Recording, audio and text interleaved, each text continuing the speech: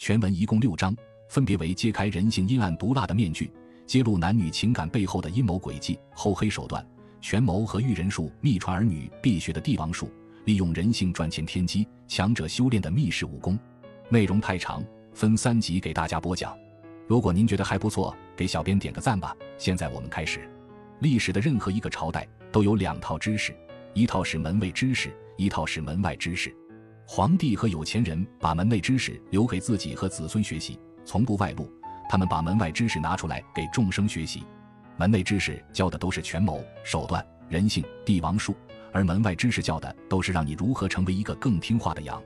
如果没有大量的羊，狼吃什么？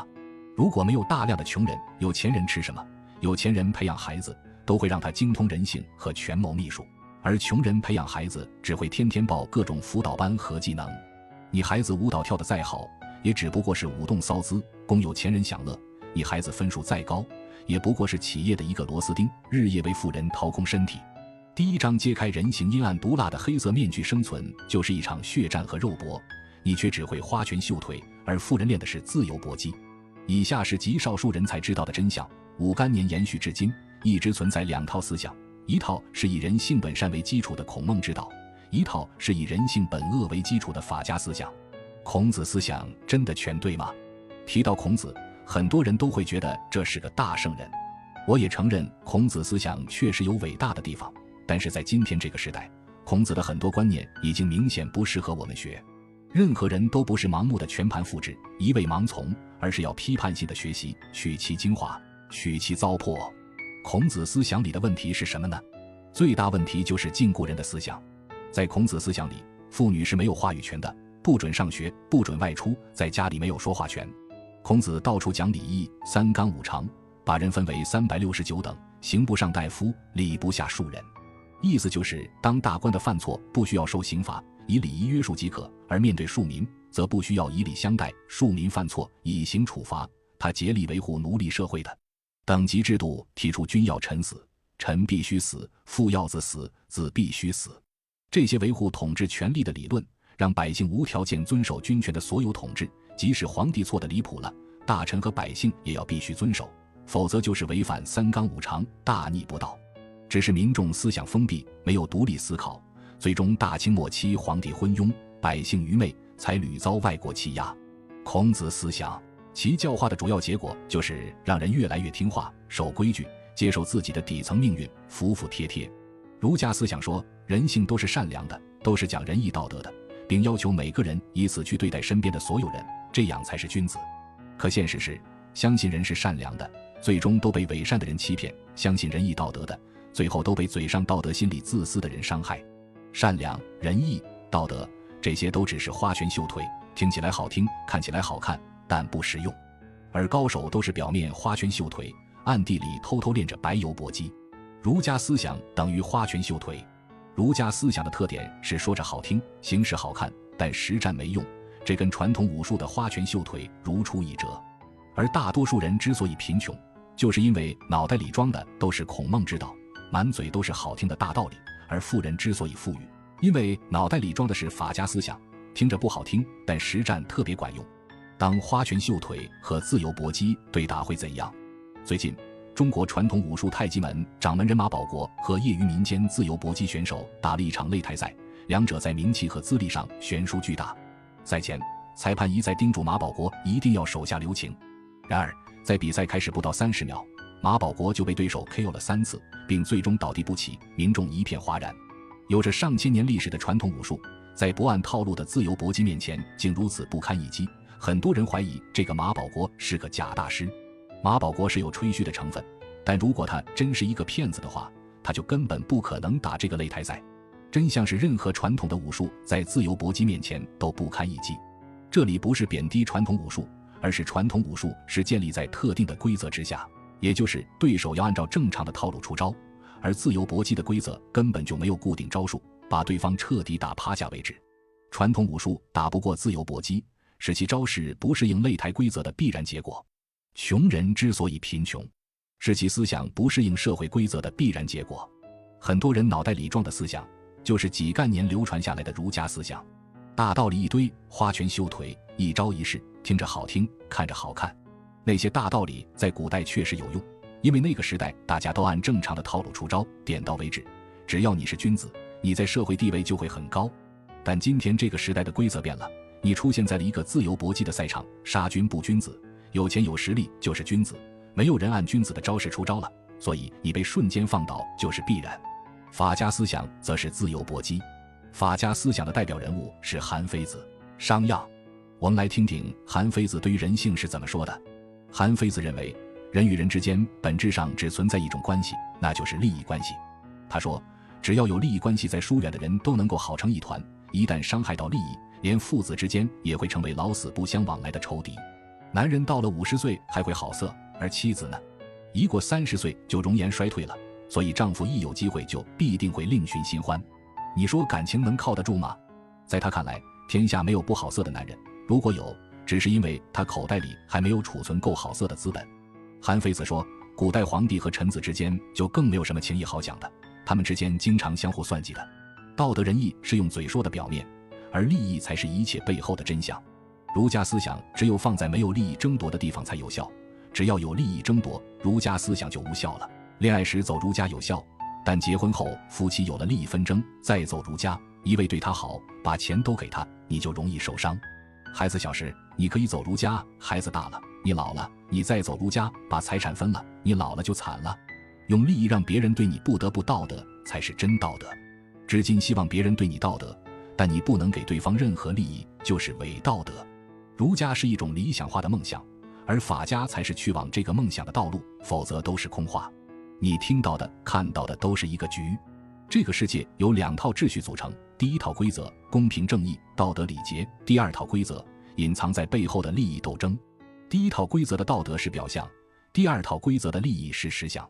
我们从小到大接触的知识大多都是第一套的表面规则，而人们无时无刻不在心里打的算盘就是第2套利益规则。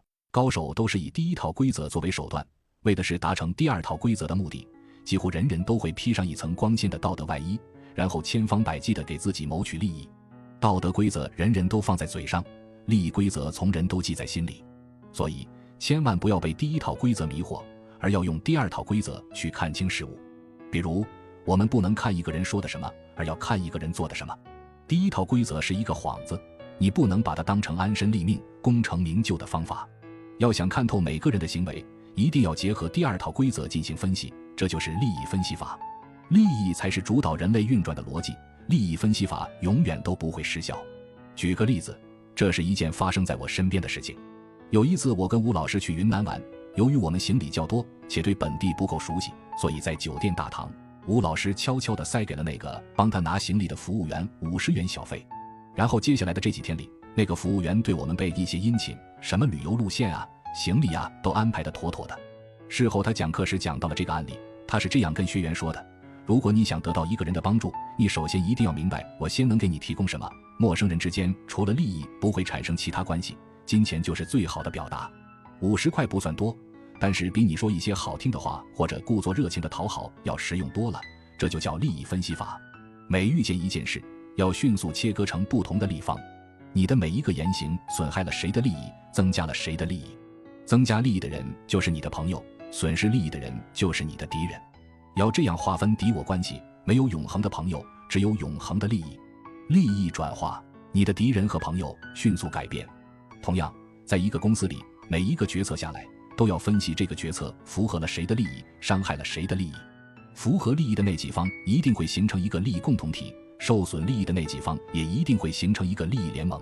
然而2个阵营一定都会举着第一套规则的道德大旗，去争取第2套规则的利益目的。大家要记住，千万不能用第一套规则的道理来要挟大家完成第2套规则的事情。我经常遇到这样的例子，很多人直奔你而来，他们都有很确的目的，知道自己想要什么，他们却不曾想过自己能给别人带来什么。在你想得到一个人的好处之前，一定要先思考清楚自己能给别人带来什么，你的好处是不是别人需要的，你的好处是不是唯一的。如果第2套规则的利益不成立，那么就永远只能建立第1套规则道义的关系，对方也只是一种虚情假意的应付。世界无论怎么发展，人的利己心不会变，利益才是推导人们行为的最重要逻辑。但是有一点很重要，用第2套规则推理出来目的之后，要迅速用第1套规则包装起来，要穿上第一套道德的外衣，千万不要赤裸裸地谈利益，因为第二套规则是不可说的，而第一套规则存在的价值恰恰就是能帮你更好地伪装起你的真实目的。但维系世界运转的真相是第二套规则，第一套规则可能更像两个人之间的一种客套。就像有时候我们跟人聊天，明知道自己在说空话，我们也知道对方在说假话，我们都知道彼此都在说套话，大家彼此都心知肚明，但仍然正儿八经地说和套话，这就形成了第一套规则。人类无论怎么发展，都需要奉第一套规则为上尊，第一套规则为正统，这才能使人不至于看起来那么现实，即便真相比现实更现实，因为美好、希望和正能量才能更好地推动进步。所以儒家思想主导了社会几干年，并被表进框里。大书特书，我们时刻要朗读宣讲，要大声喊出来。和孔子差不多同一时代的鬼谷子有惊天伟地之才，但他为什么不能像孔子一样得到世人的传颂呢？因为他的那套理论讲的是第二套规则，只适合默默使用，不适合标榜出来。有句话叫真正的成熟是看透而不说透，指的就是第二套规则，它只可备用，但千万不要去说，一说就是错。这就是为什么很多人喜欢讲真话却不讨好的原因。有时大重要的未必是真话，而是一种理想化的满足，或者说是一种情怀的寄托，虽然这种理想化的情怀是那么的不切实际。这个世界说真话的人往往看起来像个小人，很多小人却把自己伪装得像个君子。所以成长就是擦亮眼睛的过程。人性到底是善还是恶？从小到大，我们学的很多东西都在告诉我们人性本善。于是我们对人有了一个定义，人是善良的、感恩的、重情重义的，是知恩图报的，是品德高尚的。小时候的世界的确大多数人都是完美的化身，比如我们的师生情、同学情、初恋情，因为那个时候我们任何关系之间基本都涉及不到利益，所以你被假象蒙蔽了。但当你进入社会后，你的各种关系开始涉及利益，你会发现他们的所作所为和你以前学的完全相反。朋友借钱不还，爱人出轨，合作伙伴背叛，同时背后剥你一刀，兄弟姐妹争遗产，不管父母死活。当他们的行为和你小时候学的不一样时，你就开始被他们一次伤害，你的痛苦就开始了。人性本善还是本恶？我们可以从这几个角度去看。如果人性天生就本善的话，那么三大宗教为什么还要设定那么多规矩来限制人的行为呢？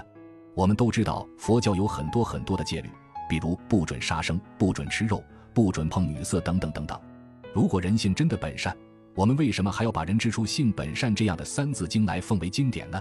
如果人性真的本善的话，那么每个国家为什么还需要法律来限制人的行为呢？所以大家记住，人性并不是本善，所以我们才需要那些道德的经典书籍和法律来共同维持社会的稳定。从基因看人性，凡是做过父母的都知道，当你的小孩还是婴儿的时候，除了他的样貌比较善良可爱以外，你会发现有的时候他的行为举止我们连善的影子都看不到。婴儿的信念非常简单，就8个字：顺我者昌，逆我者亡。也就是说，婴儿天生就会以自我为中心，他根本不会站在你的立场为你着想，只要他想要的东西，他就会去拿，拿不到就哭，假如哭了还拿不到，就会哭得更大声，直到把东西拿到为止。小孩的这种唯我独尊的思想不需要任何人传授，他与生俱来。那么人性到底是本善还是本恶呢？我告诉你，人心不本善也不本恶，而是本自私。任何人说的一句话或者做的一件事，都只不过是为了满足自己利益而已。举个例子你就明白了，假设我和小美在一起恋爱，谈了5年的时间了，其实这5年我一点都不爱小美，我只是没有女朋友，反正我一个人单着也是单着，有个人照顾总比没人照顾要好，对吧？于是我就勉为其难地和小美谈恋爱了。反过来，其实小美爱我爱得死去活来，我是她这辈子最爱的男人，没有之一。她只要能看到我，她就幸福得不得了，只要能和我在一起，她就快乐得像一个神仙一样。所以在我和小美谈恋爱的这5年时间里，大家都可以想象得到，那不用说嘛，肯定都是小美在照顾我。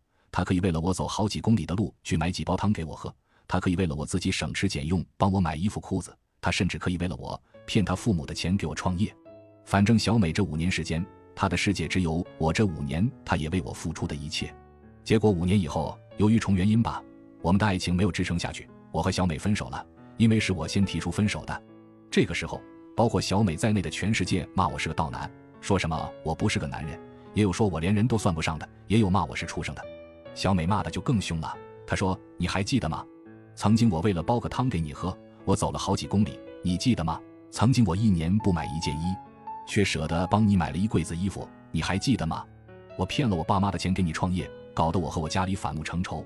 你不是个男人，反正我就变成了过街老鼠，人人喊打出门都出不了，反正被骂得一地鸡毛。”我们来认真分析一下这件事情。从正常的道德层面来讲，确实这件事情我做的不对，我是个渣男，我是个畜生，我被全世界所唾弃，我没话说。我们再从人性的角度来分析一下。首先，第一，我和小美相处了5年的时间，我是一点都不爱小美的，小美却爱我爱得死去活来。大家可以想象一下，我和个我根本不爱的人待了5年的时间，小美却和她最爱的人相处了5年的时间。很显然，这5年的时间，我每天要面对一个我不爱的人，我过的是有多么的痛苦啊！而小美这5年能天天和自己最爱的人朝夕相处，我可以肯定这5年小美是快乐的。第二，前面小美也说了，她为了我付出了很，她走了几公里去买鸡，就为了能煲个鸡汤给我喝。那么她把鸡汤拿给我喝的那一刻，请问是谁快乐谁痛苦？对于我来说，我不就是一碗鸡汤吗？谁煲还不是一样可以？对于小美来说，那就不一样了。她看到她最爱的人喝鸡汤的那一刹那，她美美滋滋地笑了，心里别提有多甜了。她觉得一切的付出都值得了，她做得无怨无悔。各位请认清楚一个事实，别忘了这5年她为我所做的一切，我从来并没有逼她去做，都是她自愿做的。她为什么会自愿做的？因为她为她爱的人付出了，可以让她感觉到无比快乐。各位注意这句话，她所有的付出可以让她感觉到无比的快乐。所以从人性自私的角度来讲，她所有的付出只是为了让她自己快乐而已。表面上她是为了我做了很多，其实本质上她只是为了她自己的快乐在付出而已。所以各位，道德上她是一个好人，我是个渣男，而真相是这5年我过得很痛苦。而小美这5年可以和她爱的人在一起，而且可以为自己最爱的付出，这5年她是快乐的。所以真相是我付出了5年的痛苦，让她得到了5年的快乐。虽然我并不是这样的渣男，我也不主张男人有这样的行为，但是透过这个故事，我相信大家应该第一次看到了事情的真相。为什么小美会痛苦？为什么大家都会骂我是个渣男？因为这个世界大多数人都活在天天吃甜食的世界里，对人情的真相一无所知。人性本自私，参透自私本性的人就可以参透人性，参透人性者方能得天下。判断人性善与恶的变化，要以利益的大小来做参照。在没有利益关系的情况下，人性是本善的。只要产生利益，人性是自私的；如果利益足够大，人性是本恶的。讲一个故事，我妈这边是6兄弟姐妹，我妈有一个姐姐，一个弟弟，还有3个妹妹。我妈今年已经63岁了，她们其中有4姐妹在老家买了一块地，准备建一栋楼，4姐妹好住在一起，安享天伦之乐。但是她们有个很大的担心，就怕近亲无完美，姐妹们长期住在一起，容易因为一些琐事闹别扭。我妈问我的意见，我说老妈，你们姐祖妹都是从同一个娘胎里面生下来的，而且最小的都已经过了不惑之年，平时一些鸡毛蒜皮的事情大家都会相互谅解的，你就安安心心的和他们一起安享晚年吧。我在跟我妈说的这个话的时候，我的外婆去世已经有几年的时间了，我外婆的财产已经处理完毕了。外婆虽然不是很有钱，但一栋房子加上一些现金在农村还是挺可观的。正是因为我外婆的财产已经处理完毕了，所以我认定她们几姐妹在一起相处并不会遇到太大的利益之争。如果我外婆和她的财产还在世的话，我就很难预料后果了，难免她们会因为这个大打出手。其实在几年前我外婆去世的时候，就因为分财产的事情，她们闹得挺不开心的，几个姐妹也有闹，但是还好火烧的不算大，闹得最凶的是我舅舅，因为舅舅是儿子，按照农村的封建思想，他觉得我外婆的财产应该都给他，但我这个伟大的外婆把财产平分了，舅舅只多拿了一点点。我外婆躺在病床上1年多，舅舅从来没有去看过，直到外婆去世他才露面。我的几个阿姨气得要命，而我知道舅舅做法很符合人性，这是人性中趋利避害的本性。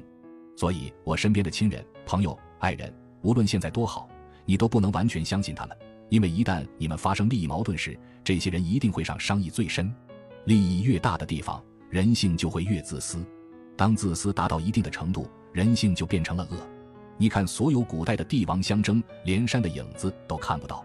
李世民的玄武门之变，杀害自己的大哥和3弟，武则天甚至杀害了自己亲生的孩子。九死一生的生存哲学，1993年2个不学无术的10岁少年决定绑架一名2岁的小男孩的来玩，最终竟然将这名2岁的小男孩残忍地杀害了，后来被警方抓获。其中一个叫乔恩的对杀死小孩的事情供认不讳，另一个却把所有的事情推到乔恩那里，把自己推得干二净，把人性趋利避害的自私本性展露得一览无遗。这是震惊英国利物浦的魔童杀人案。后来这个故事被搬到了荧屏上，拍了一部短片叫《鸡鸭》，还获得了奥斯卡提名。人类一切善恶的想法都是由意念开始。当你预计人性本善的时候，就会假设所有的人都是好人；当你预计人性本恶的时候，你就会假设所有人都是坏人。比如说，你认识10个朋友，如果你假设这10个朋友都是好人的话，你就会期待他们每天都对你很好。如果哪一天这10个朋友当中有一个朋友出卖你了，你一定会痛苦的受不了。这样的人生会让你过得很痛苦。这种人生的哲学叫做9生一死。反过来，如果这10个朋友你都假设他们不是好人的话，那么你对他们也不会有什么期待。我说的是内心假设，如果阿天突然有一个人对你好的话，那你就像中奖的一样，这种惊喜会让你的人生过得很快乐。中人生的哲学叫做9死1生。我发现绝大多数的人都是喜欢用9生1死这样的思想来过日子，就像很多夫妻结婚的时候，他们都会提前假设这个婚姻是美满的，而且也相互承诺恩恩爱爱，白头偕老，永不分离。如果有一天2个人离婚的时候，这对夫妻就很容易反目成仇，恨对方恨得要死，双方老死不相往来。我比较鼓励结婚的人要抱着9死1生的观念，不要让那些童话的爱情故事蒙蔽了你的智慧。如果一开始就不假设是美满的，那么离婚就会在你的心理预计当中，你也就不会有什么痛苦了。如果能白头偕老，那就是惊喜了。但是说实话，这个世界上没有几个人有这样的智慧。越自私的人生活越快乐，你这个人太自私了。这句话有没有很熟悉的感觉？从小到大，周围的人都教导我们不要自私，在我们心里就种下一颗种子。自私是不好的，自私是贬义的，导致很多人一辈子没为自己好好的活，很多人做什么都是给别人看的，还有很多人都是为了别人的心情在活着。比如有的人连笑一下都要心里暗示一下，这样笑会不会让别人笑话？这样笑好不好看？这样笑会不会有伤大雅？拜托，能不能为自己笑一个？不然哪一天离开这个世界就没机会了。还有一句话，死要面子活受罪，这是多数人的写照。要面子就是为别人而活，活在别人的眼光里。讲个案例给大家听一下。有一次我回老家同学聚会，大家在一起吃。这个翻举一举，我们选择了一家饭店。这个时候有一个同学马上拿起手机打电话去饭店预定位置，整个电话过程搞得和饭店老板有很大的生意来往一样。当时很多同学都被他吸粉了，心里在想，这个同学人脉好广啊，随便找一家他都认识，太有面了。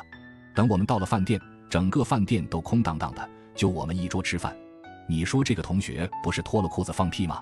说实话，在我的世界里面，这样人活着实在是太累了，完全在为别人而活。我这个人很简单，想笑就笑，想哭就哭，我怎么笑怎么哭都是为了让自己舒服，我才不管你们旁边的人舒不舒服呢。佛家的最高境界说明心见性，指的就是你自信的显现。比如说你1至3岁的时候几乎没有被外界的环境污染过，你做任何行为都是自己的想法，这就是自信的显现。你可以仔细的回忆一下，3岁的你多厉害，天不怕地不怕，感觉世界都是你的，你无所不能。长大后已经过了后天的教化，你已经不是你了，你已经成为了一个机器人，别人做什么就跟着怎么做，每天重复，因为自私的本性淡化了。各位知不知道为什么人怕死呢？人之所以不舍得死，是因为还留有遗憾。如果人活了一辈子没有任何的遗憾，走的时候一定是开心的。如果有遗憾，你怎么舍得走呢？所以只要是为了别人而活的人，他不可能没有遗憾。各位，生命是一趟单程列车，自私一点，好好为自己活一次，走的时候不遗憾。人的本性就是自私的，你只需要把它发挥的再完美一些就好。人类自私本性的进化论，先分享一个故事。一个贫苦的单身妈妈带着2个孩子，一个9岁隔8岁，2个孩子缩在家里等妈妈，他们饥寒交迫，紧紧地抱在一起取暖。妈妈已经出去1天了，他们好想妈妈，更想妈妈带回来的食物。离上次吃东西已经是2天前的事了，被是妈妈带回来的2个梨子，哥俩相互谦让了几次，2个梨子在他们手里传来传去，最终哥哥吃大的，弟弟吃小的。妈妈在旁边看着，嘴角露出了笑容。她一直教育孩子要相互谦让，相互帮助。孩子也听话，即使很饿也不为。他吵架，突然大儿子把梨子递给妈妈，说：妈妈，你也吃口吧。